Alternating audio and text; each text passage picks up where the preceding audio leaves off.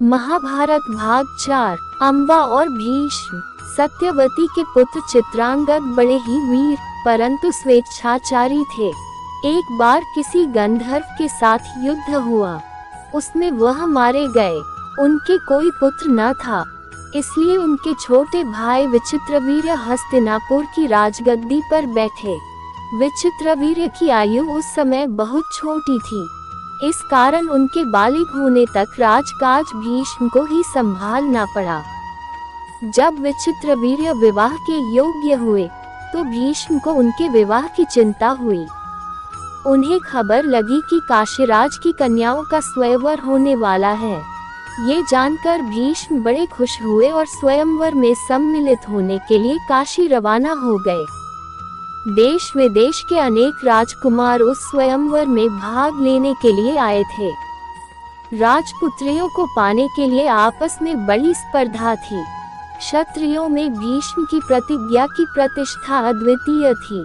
उनके महान त्याग और भीषण प्रतिज्ञा का हाल सब जानते थे, इसलिए जब वह स्वयंवर मंडप में प्रविष्ट हुए तो राजकुमारों ने सोचा कि वह सिर्फ स्वयंवर देखने के लिए आए होंगे। परंतु जब स्वयंवर में सम्मिलित होने वालों में भीष्म ने भी अपना नाम दिया तो अन्य कुमारों को निराश होना पड़ा। उनको क्या पता था कि द्रव्यवती भीष्म अपने लिए नहीं वरन अपने भाई के लिए स्वयंवर में सम्मिलित हुए हैं। सभा में खलबली मच गई।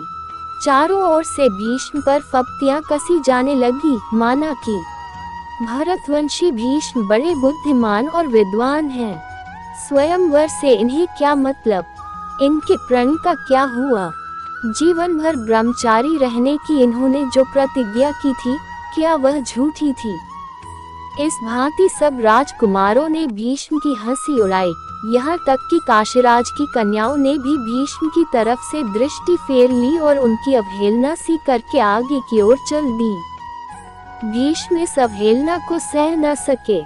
उन्होंने सभी राजकुमारों को हराकर तीनों राजकन्याओं को बलपूर्वक रथ पर बैठा लिया और हस्तिनापुर को चल दिए।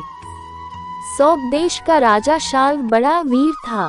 काशीराज की सबसे बड़ी कन्या अम्बा उस पर अनुरक्त थी और उसको मन ही मन अपना पति मान चुकी थी। शाल्व ने भीष्म के रथ का पीछा किया और उसको रोकने का प्रयत्न किया। इस पर भीष्म और शाल्व के बीच घोर युद्ध छिड़ गया। भीष्म ने उसे हरा दिया, किंतु काशीराज की कन्याओं की प्रार्थना पर उसे जीवित ही छोड़ दिया। भीष्म काशीराज की कन्याओं को लेकर हस्तिनापुर पहुँचे।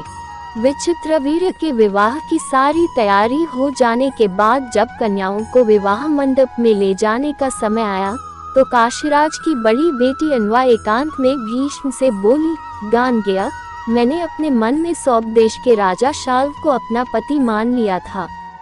इसी बीच आप मुझे बलपूर्वक यहाँ ले आए। मेरे मन की बात जानने के बाद आप मेरे बारे में अब जो उचित समझे करें। भीष्म को अम्बा की बात जाची। उन्होंने अम्बा को उसको इच्छानुसार उचित प्रबंध के साथ शाल्व के पास भेज दिया और अम्बा की दोनों बहनों अंबिका और अबालिका का विचित्रवीर्य के साथ विवाह करा दिया।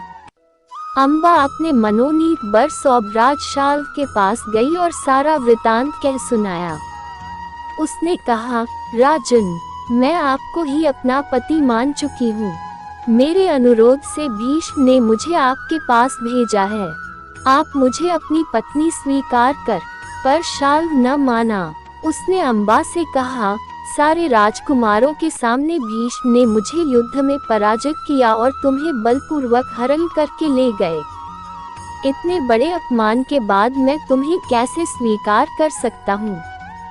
तुम्हारे लिए अब उचित यही है कि तुम भीष्म के पास जाओ और उनकी सलाह के मुताबिक ही काम करो। बेचारी अम्बा हस्तिनापुर लौट आए और भीष्म को सारा हाल कह सुनाया। उन्होंने विचित्रवीर्य से कहा, वत्स, राजा शाल्व अम्बा को स्वीकार नहीं करता। इससे विदित होता है कि उसकी इच्छा अम्बा को पत्नी बनाने की नहीं थी। अब उसके साथ तुम्हारा ब्याह करने में कोई आपत्ति नहीं रही है। पर विचित्रवीर्य अम्बा के साथ ब्याह करने को राजी न हुए। बेचारी अनवा न इधर की रही न उधर को, कोई और रास्ता न देख वह भीष्म से बोली, गांगेय, मैं तो दोनों ओर से हो गई, मेरा कोई भी सहारा न रहा, आप ही मुझे हर लाए थे, अतः अब आपका ये कर्तव्य है कि आप मेरे साथ ब्याह कर लें। भीष्म ने उसकी बात ध्यान से सुनी और अपनी प्रतिज्ञा की याद दिलाकर बोले, अपनी प्रतिज्ञा तो मैं नहीं तोड़ सकता। उन्होंने अम्बा की परिस्थिति समझकर विचित्रवीर्य से दोबारा आग्रह किया, पर वह न माना। भीष्म ने अम्बा को फिर समझाया और कहा कि सौभराज शाल्व के ही पास जाओ और एक बार फिर प्रार्थना करो। लाचार अम्बा फिर शाल्व के पास गई और उसकी बहुत मिन्नतें की, लेकिन दूसरे की जीती हुई कन्या को स्वीकार करने से सौभराज ने साफ इनकार कर दिया। अम्बा इस प्रकार 6 साल तक हस्तिनापुर और सौभ देश के बीच ठोकरें खाती फिरी। उसने अपने इस सारे दुख का कारण भीष्म को ही समझा। उन पर उसे बहुत क्रोध आया और प्रतिहिंसा की आग उसके मन में जलने लगी। भीष्म से बदला लेने की इच्छा से वह कई राजाओं के पास गई और उनको अपना दुखड़ा सुनाया। भीष्म से युद्ध करके उनका वध करने की उसने राजाओं से प्रार्थना की, पर राजा लोग तो भीष्म के नाम से ही डरते थे।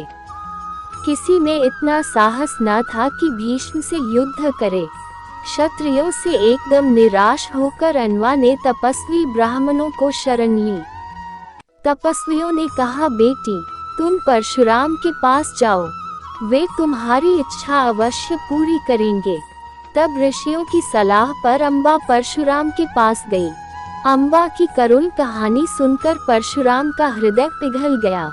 उन्होंने दयाई स्वर में कहा, काशीराज कन्ये, तुम मुझसे क्या चाहती हो? अम्बा ने कहा, ब्राह्मण वीर, मेरी प्रार्थना केवल यही है कि आप भीष्म से युद्ध करें। मैं आपसे भीष्म के वध की भीख मांगती हूँ। परशुराम को अम्बा की प्रार्थना पसंद आई। बड़े उत्साह के साथ वह भीष्म के पास गई और उन्हें युद्ध के लिए ललकारा। दोनों कुशल योद्धा थे और धनुष विद्या के जानकार भी। दोनों ही जितेंद्रिय और ब्रह्मचारी थे। समान योद्धाओं की टक्कर थी। कई दिनों तक युद्ध होता रहा, फिर भी हार जीत का निश्चय न हो सका। अंत में परशुराम ने हार मान ली और उन्होंने अनवा से कहा, जो कुछ मेरे वश में था कर चुका, अब तुम्हारे लिए यही उचित है कि तुम भीष्म ही की शरण लो। पर अबा ऐसी बातों से कब विचलित होने वाली थी। उसने वन में जाकर फिर तपस्या शुरू की और तपोबल से स्त्री रूप कर पुरुष बन गई और उसने अपना नाम शिखंडो रख लिया। जब कौरवों और पांडवों के बीच कुरुक्षेत्र के मैदान में युद्ध हुआ, तो भीष्म के विरुद्ध लड़ते समय शिखंडी रथ के आगे बैठा था और अर्जुन ठीक उसके पीछे। ज्ञानी भीष्म को ये बात मालूम थी कि अम्बा ही शिखंडी का रूप धारण किए हुए है, इसलिए उन्होंने उस पर बाण चलाना अपनी वीरोचित प्रतिष्ठा के विरुद्ध समझा। शिखंडी को आगे करके अर्जुन ने भीष्म पितामह पर हमला किया और अंत में उन पर विजय प्राप्त की। जब भीष्म आहत होकर पृथ्वी पर गिरे, तब जाकर अम्बा का क्रोध शांत हुआ। नमस्ते दोस्तों, अगर आपको हमारी महाभारत से जुड़ी कथाएं पसंद आ रही हैं तो वीडियो को लाइक करें और चैनल को सब्सक्राइब करें और इस कथा को ज़्यादा से ज़्यादा लोगों को शेयर करें ताकि वह भी इस कथा का आनंद ले सके और कमेंट में राधे राधे लिखना ना भूलें।